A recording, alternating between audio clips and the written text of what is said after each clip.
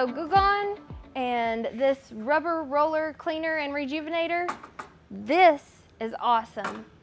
That does a really good job taking the glue off of the sprockets. And Goo Gone, I like the appearance of the sprockets after, like when I clean it, I think it looks more like it brings back the black.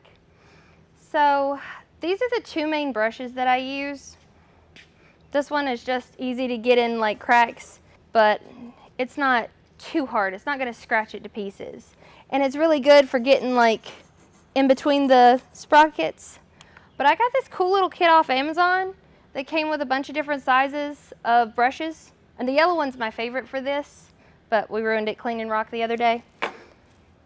What I do is you need to cover the front and the back right here. Just stick like a piece of tape and some paper or something down. And then you can spray, because the motherboard's in there and there's a crack up in there. If you go too heavy with it or if you're too low, you don't want to be spraying the motherboard. So cover that, spray the sprockets, spin them, spray, spin, just let it sit. Do all of them, front, back. Then you can stick this thing in your drill and turn the machine on, push the button and hold the drill on it and just zzz, and it just comes off. And it does great. If it's really built up, I have seen some that I've had to scrape with like a razor blade to get it off, which you don't want to let that happen, but if it does, it does. There are replacements for these, but regularly maintaining, that's what you want to do. Rubber rejuvenator, I think that works a little bit better as far as getting some of the sticky off if it's not too built up. I was really impressed by how well that took off glue. And that's good for these pinch wheels too.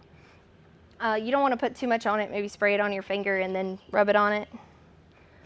But as far as the grit wheel goes, don't let it get too far gone. When it gets too far gone, you either have to take it out and pressure wash it or take it out and clean it, because you don't want all the stuff coming off of it to go down in here, because right here in the middle there's a fan and electronics are in here. You don't want that fan getting liquid stuff on it or gunky stuff on it and putting it in there with your motherboard. That could be really bad news.